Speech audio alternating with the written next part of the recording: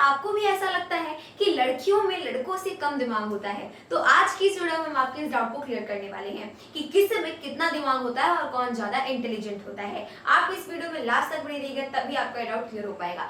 क्योंकि आज की इस वीडियो में हम पढ़ने वाले हैं ह्यूमन ब्रेन के बारे में, यानी कि जो हमारा ब्रेन है वो दिखता कैसा है, इसका वेट कितना होता है, इसके कौन कौन से टाइप्स होते हैं, पार्ट्स होते हैं, और कौन सा जो पार्ट है आपका वो हमारा रिस्पॉन्सिबल होता है इमोशंस को कंट्रोल करने के लिए, कौन सा पार्ट रिस्पॉन्सिबल होता है हमारी लर्निंग कैपेसिटी को बढ़ाने के लिए, कौन सा पार्ट रिस्पॉन्सिबल होता है हमारे सेंसेशन को फील करने के लिए, और कौन से पार्ट से हमारे बॉडी का टेम्परेचर कंट्रोल होता है, और साथ में ब्रेन के कौन से पार्ट से हम लिख पाते हैं, बोल पाते हैं और किसी चीज को सीख या समझ पाते हैं। तो चलिए शुरू करते हैं। सबसे पहले जो हमारा ब्रेन होता है वो मिलियन ऑफ न्यूरॉन्स से मिलकर के बना होता है। जैसे जो हमारी बॉडी होती है, इसका अगर हम सबसे स्मॉलेस्ट स्ट्रक्चर देखें, स्ट्रक्चरल यूनिट देखें, तो वो क्या है, सेल है। सिमिलरली जो ब्रेन है उससे की जो स्मॉलेस्ट यूनिट होती है वो आपकी न्यूरॉन्स होती है। इसको समझने से पहले हम ये जान लेते हैं कि किस में कितना ज्यादा दिमाग होता है, मतलब वेट के बारे में। तो अगर हम बात करें मेल्स में कितना वेट होता है दिमाग का,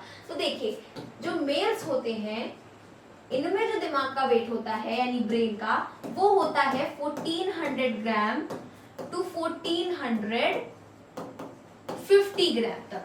ठीक, ये आपका मेल्स के ब्रेन का वेट हो गया। उसके बाद अगर हम बात करें फीमेल्स की, तो फीमेल्स में जो ब्रेन का वेट होता है वो 1300 ग्राम टू 1350 ग्राम तक होता है।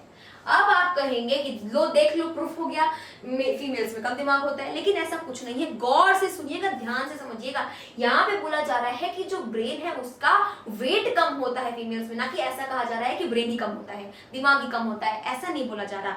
जो अपने दिमाग का जितना ज्यादा यूज करता है उसका दिमाग उतना ही ज्यादा एक्टिव रहता है। तो यहाँ सिर्फ बात हो रही है किसकी, वेट की। तो मेल्स में इतना होता है, फीमेल्स में इतना होता है। ये जो है हम ये बात कर रहे हैं किसकी, एडल्ट्स की, कि एडल्ट मेल में कितना होता है और एडल्ट फीमेल में कितना होता है। जैसे कि हम ये सब पढ़ते हुए आ रहे हैं हमेशा से कि जो एडल्ट होते हैं उनमें 206 बोन्स होती हैं। लेकिन अगर आप बात करेंगे मेरी बोन्स की और एक जो बॉडी बिल्डर है उसकी बोन्स की, तो मेरी बोन्स से ज्यादा स्ट्रॉन्ग नहीं है, क्योंकि हम यहाँ पर कोई ऐसे बोन्स को अपना एक्टिव रखने वाली एक्सरसाइजेस नहीं कर रहे हैं। लेकिन जो बॉडी बिल्डर है वो अपनी बोन्स को एकदम एक्टिव रखता है, हमेशा एक्सरसाइज वगैरह करता रहता है। इसका मतलब ये नहीं कि उसके शरीर में 206 से ज्यादा बोन्स है, उसके शरीर में भी 206 बोन ही है, बस वो ज्यादा एक्टिव है, इस वजह से वो ज्यादा स्ट्रॉन्ग है। सिमिलरली जो ब्रेन है, जो अपने ब्रेन का जितना ज्यादा यूज करता है उसका ब्रेन उतना ही ज्यादा एक्टिव होता है। हम फटाक से बोल देते हैं इसके पास कम दिमाग है इसलिए ऐसा कर रहा है, इसके पास ज्यादा दिमाग है इसलिए ऐसा कर रहा है, ऐसा कुछ नहीं होता। सबके पास दिमाग इक्वल ही होता है, सेम ही होता है। अब अगर हम बात करें बच्चों की, क्योंकि ये तो अडल्ट का हो गया कि अडल्ट में मेल्स का इतना दिमाग है, फीमेल्स का इतना है।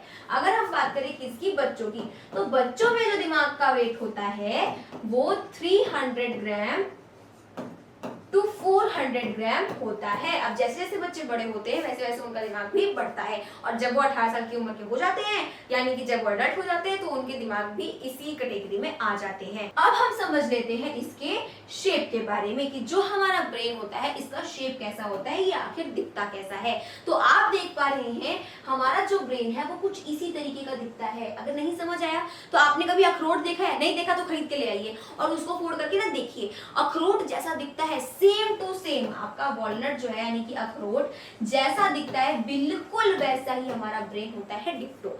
ठीक, और आप ये बात भी याद रखिए कि अब से आप ये बात अपने दिमाग में याद रख लीजिए कि आपको रोज क्या करना है, एक वॉलनट खाना है, क्योंकि वॉलनट में क्या होते हैं, एसेंशियल ऑयल्स होते हैं और साथ में ओमेगा 3 होता है, जिससे जो हमारा ब्रेन है उसकी लर्निंग कैपेसिटी बढ़ती है। अब अगर आप देखेंगे तो जो आपका ब्रेन है वो 2 पार्ट्स में से बटा हुआ होता है, वॉलनट भी 2 पार्ट्स में बीच से बटा हुआ रहता है, तो बिल्कुल सेम टू सेम वॉलनट का ही है यहाँ पे। ठीक, अब जो लेफ्ट वाला पार्ट होता है वो लेफ्ट हेमिस्फीयर होता है, राइट वाला आपका राइट हेमिस्फीयर होता है। अब इसका मतलब ये नहीं कि दिमाग आपका 2 भाग में ऐसे अलग अलग है, ऐसी बात नहीं है। दोनों जो हेमिस्फीयर है वो जुड़े होते हैं नर्व फाइबर्स के थ्रू, जिनको हम कॉर्पस कोलाजम बोलते हैं। अगर मान लीजिए आपकी नर्व फाइबर नहीं होती और एक हेमिस्फीयर अलग होता, एक हेमिस्फीयर अलग होता, तो ऐसा होता कि जो आपका मैसेज आता वो लेफ्ट वाले में आता, राइट वाले में नहीं आता। तो फिर हम ऐसा बोलते कि लो आधा दिमाग काम कर रहा है, आधा दिमाग काम नहीं कर रहा है, तो ऐसा तो नहीं होता। जो आपके दोनों हेमिस्फीयर है वो जुड़े हुए रहते हैं। तो ईश्वर से बड़ा साइंटिस्ट कोई नहीं है, उन्होंने हमारे दिमाग को बिल्कुल इसी तरीके से बनाया है। तो जो भी मैसेज आता है वो दोनों हेमिस्फीयर में आता है, दोनों एक दूसरे से जुड़े हुए होते हैं, दोनों एक दूसरे से कम्युनिकेट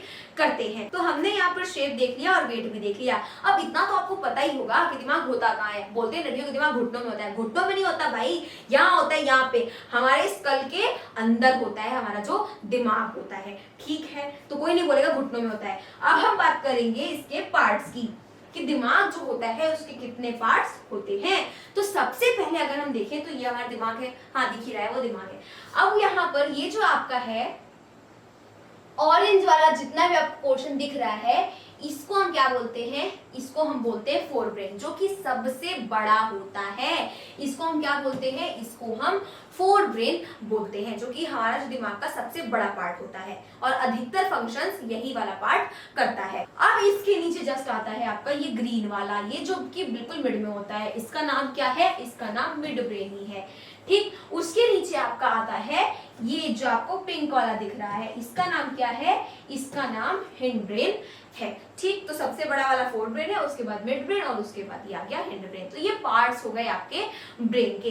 इस वीडियो में हम पढ़ने वाले हैं फोर ब्रेन के बारे में। मिड ब्रेन और हिंड ब्रेन हम पढ़ेंगे अपनी नेक्स्ट पार्ट की वीडियोस में। तो सबसे पहले देख लेते हैं कि जो आपका फोर ब्रेन होता है, जो हमारा फोर ब्रेन होता है, इसमें कौन कौन सी चीजें आती हैं जो कि हमें पढ़ना है। तो इसमें सबसे पहले आपका आता है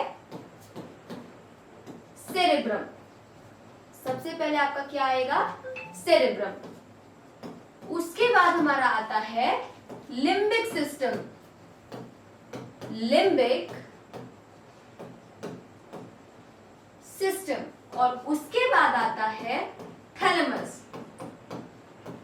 क्या आता है, थैलेमस। और उसके बाद हमारा आता है हाइपोथैलेमस। तो हम यहाँ पर लिखेंगे हाइपोथैलेमस।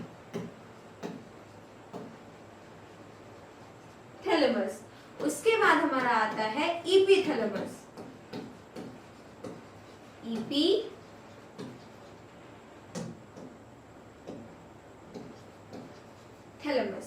उसके बाद हमारा लास्ट आता है पिट्यूटरी। तो ये आपके आते हैं फोर ब्रेन्स में, ठीक। Cerebrum, limbic system, thalamus, hypothalamus, epithalamus और पिट्यूटरी, इनके बारे में हमें आज की इस वीडियो में पढ़ना है। फोर ब्रेन में आपका जो सबसे बड़ा पार्ट है वो सेरेब्रम ही है, बाकी सब छोटे छोटे हैं। तो सबसे पहले हमें पढ़ना है सेरेब्रम के बारे में। तो जो सेरेब्रम होता है इसमें टोटल 4 लोब होते हैं। कितने, 4।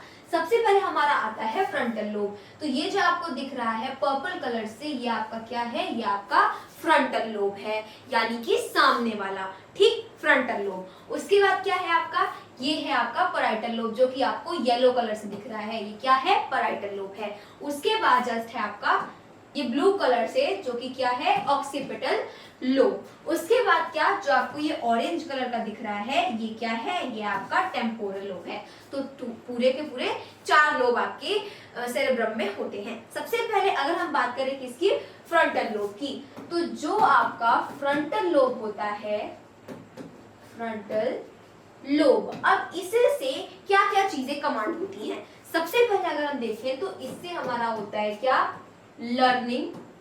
पहली चीज आपकी होती है लर्निंग, दूसरी चीज होती है इसमें थिंकिंग,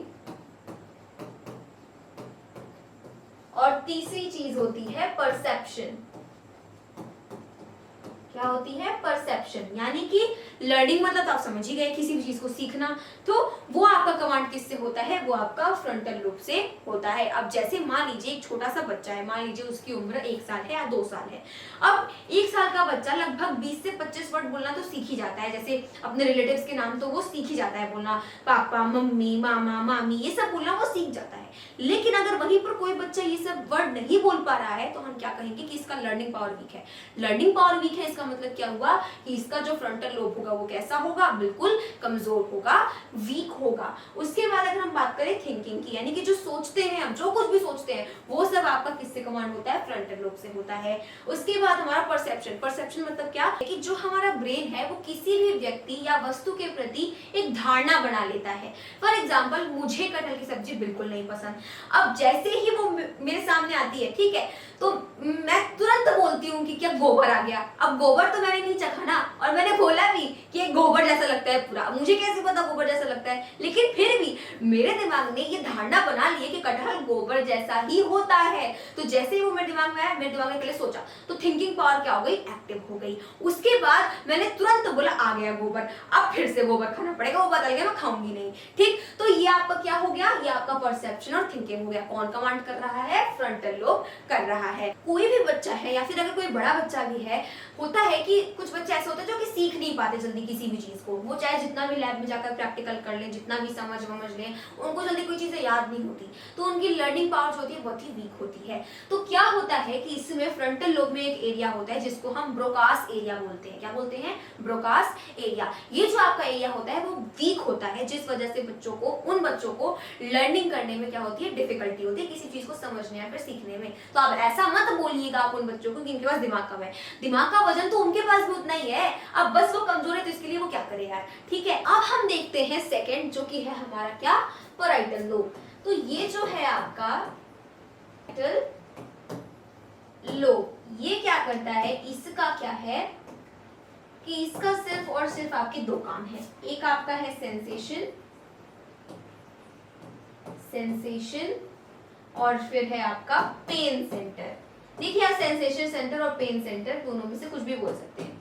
ठीक है, अब सेंसेशन मतलब क्या, मान लीजिए आपके पास कोई गर्म चीज आई, गरम गरम दूध आ गया, गरम गरम चाय आ गई, तो जैसे आप उसको छुएंगे ना आपको पता चल जाएगा कि हाँ ये चीज गरम है। अब यहाँ पे आपका क्या एक्टिव हुआ, यहाँ पर आपका पैराइटल लोब एक्टिव हुआ। मैसेज किसको जाएगा, पैराइटल लोब को जाएगा। ठीक है, अब मान लीजिए कि अगर मैसेज पहुंच जाता है फ्रंटल लोब को, तो फ्रंटल लोब थोड़ी ना उसके लिए कुछ करेगा। फ्रंटल लोब का काम क्या है, लर्निंग, थिंकिंग, परसेप्शन, तो वो काय को भाई सेंसेशन का काम करेगा। ठीक, तो इस वजह से फ्रंटल लोब के पास मैसेज नहीं जाएगा, पैराइटल लोब के पास मैसेज जाएगा। किसका, कि भाई देखो गरम है ये चीज आपकी ठंडी है। वैसे ठंडी चीज को भी छूते हैं तो ये चीज आपकी ठंडी है, ये आपको पता चल जाता है, आप फील कर पाते हैं। तो ये आपके इसके लिए कौन रिस्पॉन्सिबल है, इसके लिए आपका पैराइटल लोब रिस्पॉन्सिबल होता है। ये मेरे पास पेन है, अगर मैं इसको ऐसे पिंच करूं तो मुझे दर्द होगा। ठीक, तब क्या होगा कि यहाँ पे हमें पता है कि हमारी बॉडीज में नर्वस सिस्टम है, तो क्या होती है, ढेर सारी नर्व एंडिंग्स होती हैं। तो अब ये जो नर्व एंडिंग होती है वो आपके ब्रेन से जुड़ी हुई होती हैं।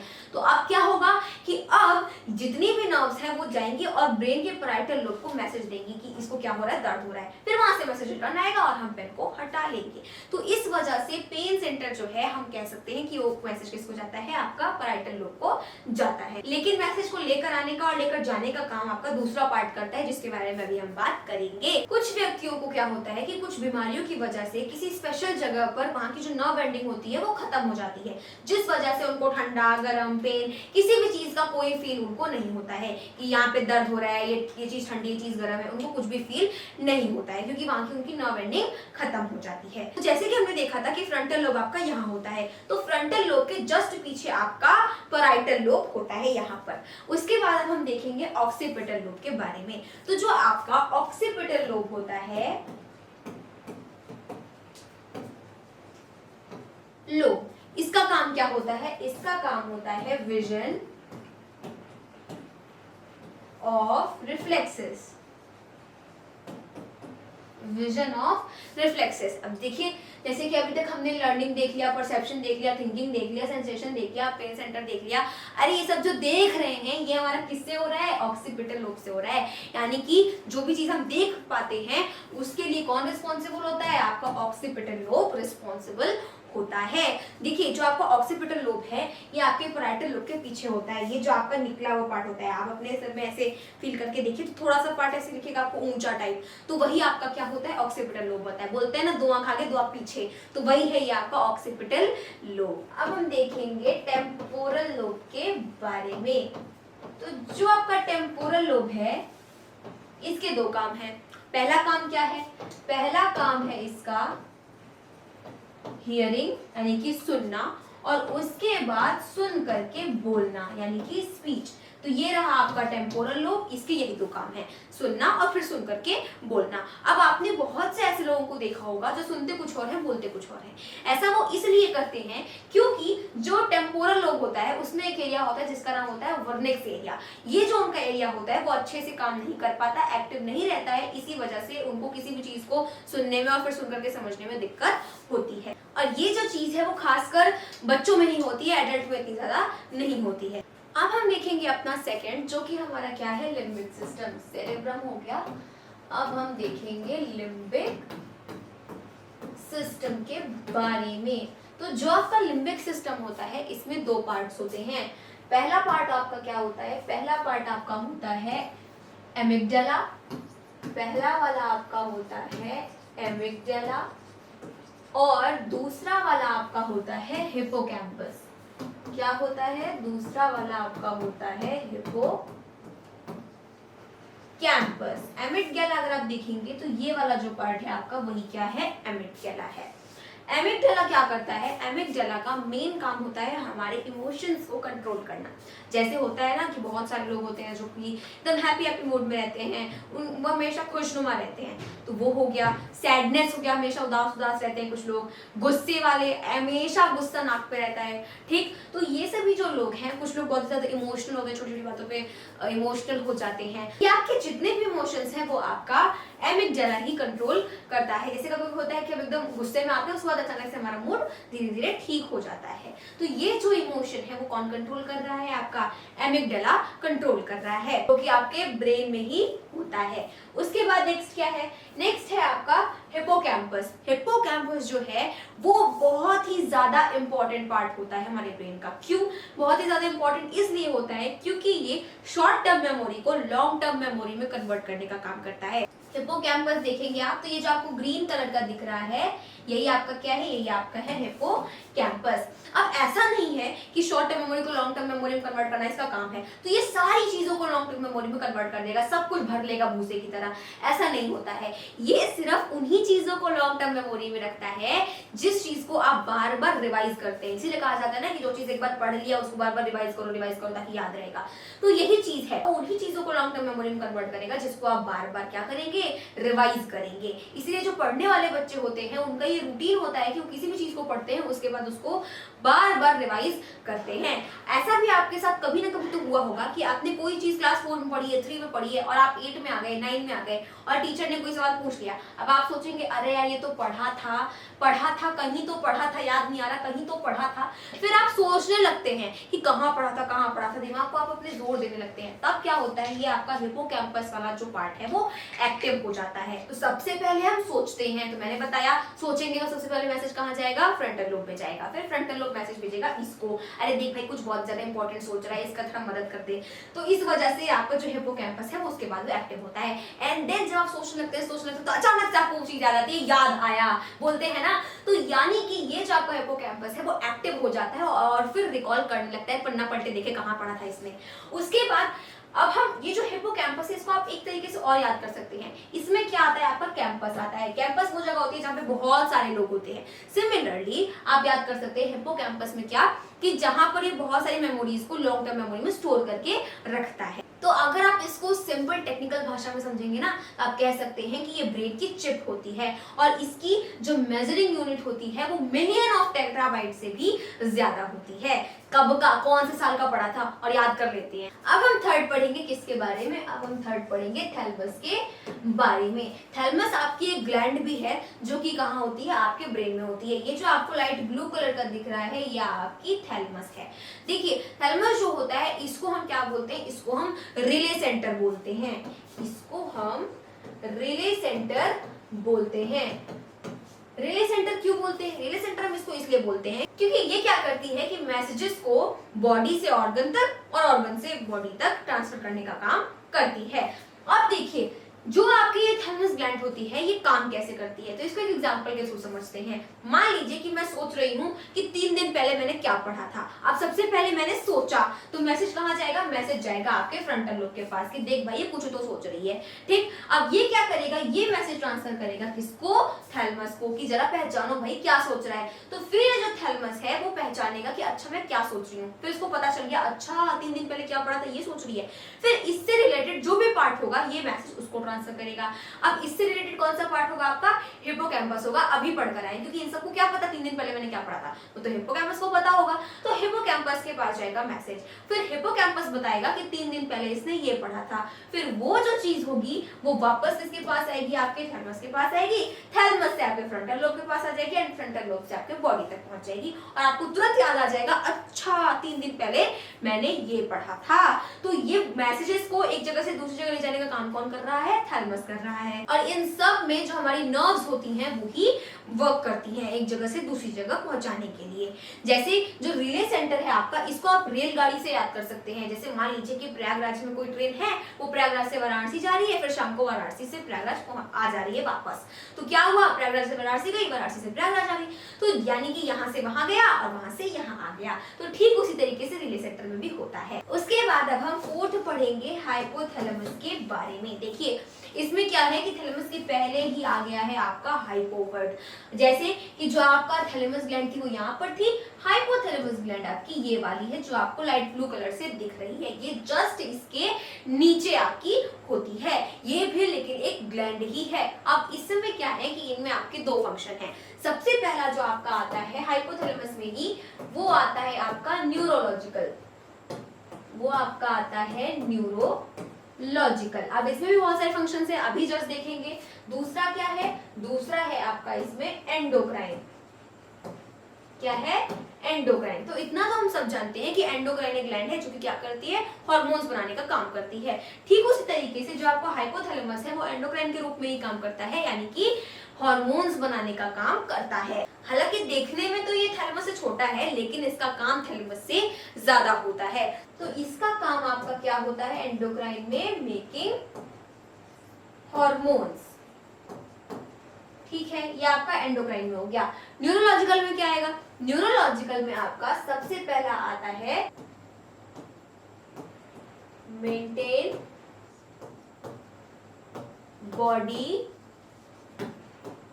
टेम्परेचर। तो ये क्या करता है कि हमारे बॉडी के टेम्परेचर को मेंटेन रखता है। जैसे जब हमें बहुत ज्यादा गर्मी लगती है तो हमारे शरीर का जो कूलिंग सिस्टम है वो एक्टिवेट हो जाता है। किसके द्वारा? इस हाइपोथैलेमस ग्लैंड के द्वारा, जिससे हमें क्या होता है? बहुत ज्यादा पसीना होता है, जिससे हमारे बॉडी का जो अंदर का इंटरनल टेम्परेचर है और साथ में जो सराउंडिंग का टेम्परेचर है वो दोनों बैलेंस में आ जाता है। उसके बाद अगर हम ठंडियों की बात करें तो क्या होता है कि हमें अंदर से ठंडी नहीं लगती, हमारा जो टेम्परेचर है वो बाहर और अंदर का मेंटेन रहता है, वरना अंदर के हमारे जितने ऑर्गन है सबसे उड़ जाएंगे ठंडी से, तो ऐसा नहीं होता।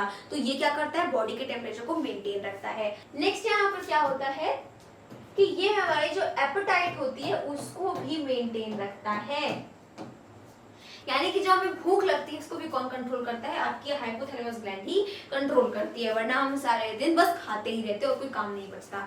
उसके बाद क्या है? उसके बाद है आपका balance of water loss,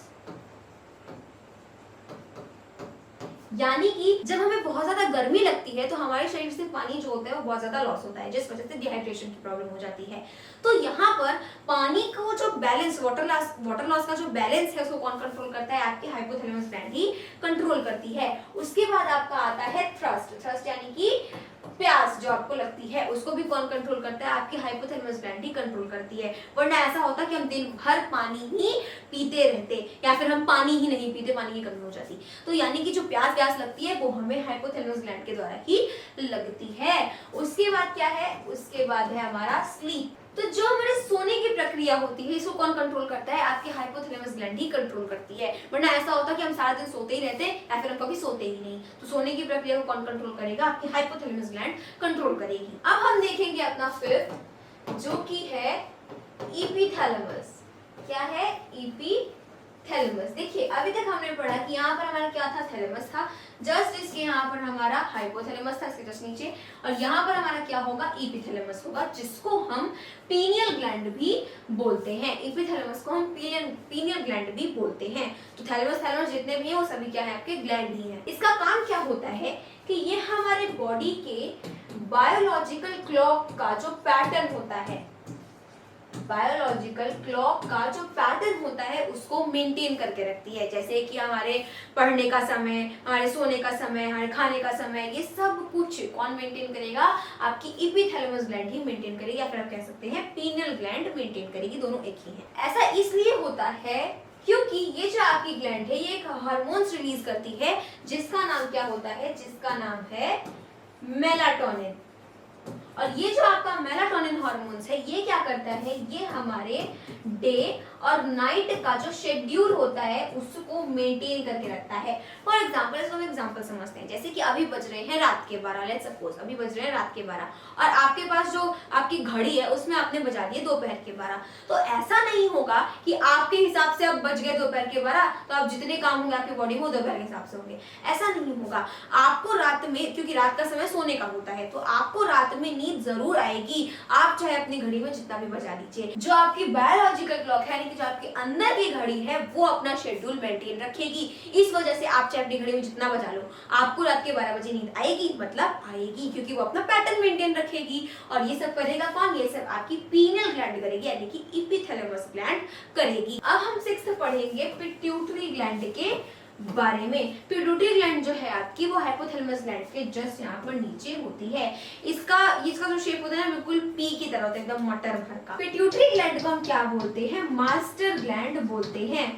master gland क्यों बोलते हैं, क्योंकि अधिकतर जितनी भी एंडोक्राइन ग्लैंड्स होती हैं, मोस्टली उनके जितने फंक्शंस होते हैं, जितने ग्लैंड्स हैं, उन सब पे इस पिट्यूटरी ग्लैंड का ही कमांड रहता है। फॉर एग्जांपल अभी हम पढ़ कर आए हैं कि हाइपोथैलेमस ग्लैंड क्या करती है, हार्मोन्स बनाने का काम करती है। तो जैसे कि इस हाइपोथैलेमस ग्लैंड ने क्या बनाया, ऑक्सीटोसिन, ठीक है। अब इसने हार्मोन्स तो बना दिया, लेकिन अब इसको कहाँ भेजना है, कैसे भेजना है, कितना भेजना है, कितना अपने पास स्टोर करके रखना है, इन सब पे किसका कमांड होगा, इस पिट्यूटरी ग्लैंड का कमांड होगा। मतलब पिट्यूटरी ग्लैंड भी लाइक बनाए कोई भी, इसको छोड़ने का काम और इसको रखने का काम तो मैं ही करूंगी, इसलिए इसको मास्टर ग्लैंड कहा जाता है। मोस्टली जितनी भी एंडोक्राइन ग्लैंड्स हैं उन सबका फंक्शन कौन कमांड करता है, पिट्यूटरी ग्लैंड ही करती है। तो ये थे हमारे ब्रेन के जो 3 पार्ट्स थे। सबसे पहले आपका था फोर ब्रेन, फिर मिड ब्रेन और फिर हिंड ब्रेन। तो उसमें हमने 4 ब्रेन के सारे जितने भी पार्ट्स हैं वो सब हमने पढ़ लिए। बाकी हम अपने नेक्स्ट पार्ट की वीडियो में पढ़ेंगे।